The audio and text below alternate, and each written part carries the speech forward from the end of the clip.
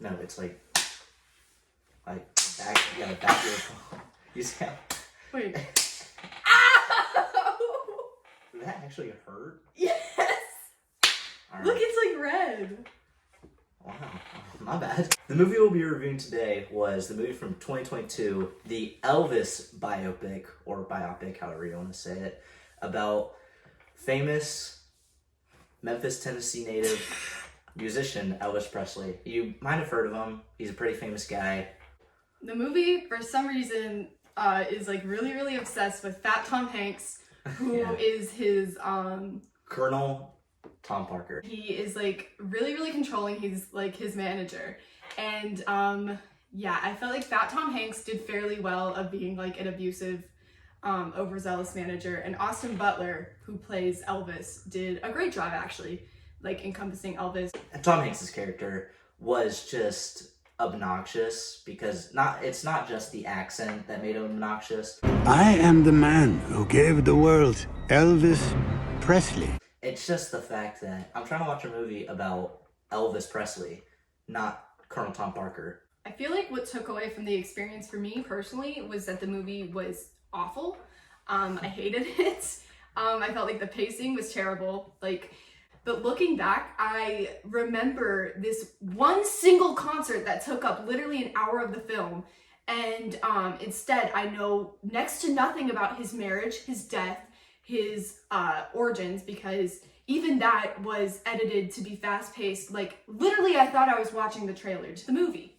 I mean, I can at least take away some good that I thought from the movie. The beginning of the movie, you have the I love Elvis and the I hate Elvis buttons. It's not necessarily like to credit the director or the writer, but stuff like that and really paying homage almost was a highlight of the film in my opinion. And my personal favorite part was the comeback special and just how, and everything to do with like black culture and how involved it was in Elvis's like writing and how he made music. And I thought that was a really cool part of the film, even though that some of the say like the Doja Cat, the Doja Cat music. T-C-R-I-P Dog player, I get it. Fraud player, I get it. I mean, I could do without that. And this goes back to my issue with the pacing of the movie. From what I gathered, it felt like every about 45 minutes the writers remembered that black people existed and then proceeded to then put in stuff like that and like aspects of that. And I don't necessarily think that when they put it in it was badly done. Like, I think you have a lot of valid points, but also I feel like they did forget, and then they're like, oh shoot, like we didn't include any diversity. MLK got shot. Okay, here we go. But I feel like from a filmmaking perspective, like you're fitting 20 years into what, 2.5 hours? I mean, it was a long movie. Yeah. Okay, Elvis is born. Now we're gonna talk about Fat Tom Hanks for 2 hours and then have him die really quick in the last 30 minutes of the movie. I could give it to Baz Luhrmann because at least he can make me feel something towards, wow, this is like, I feel nothing. And those are truly the worst movies that like you can't like, it's just, like I can't even describe how it's just a movie that exists. I remember Dacre Montgomery coming on screen because he's sexy. Oh yes! Oh my goodness!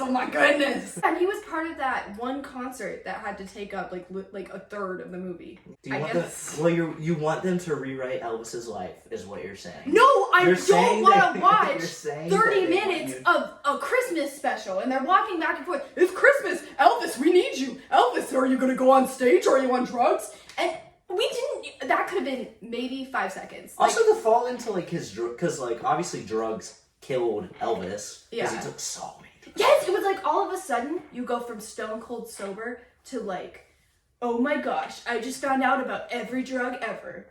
So, in the lonely moments between shows, he turned to them pills. But something so like monumental in his just like his being, like his self-image, to just throw that in there at the beginning where he like pops a perk or whatever at the beginning at like the Ferris wheel. Do you want to Are you ready? Like fly or something? And then he was like, oh, I'm ready to fly. Olivia Dion, who plays Priscilla Presley. just like constantly like, oh, you've been taking so many drugs, you've been sleeping with so many women, Yeah. you've been doing all this, and he's like, and he's like, I don't know. Elvis became unlikable at the end of the movie. Okay. Okay, to sum up our overall thoughts of Elvis, I feel like Maddie has made her opinions quite clear.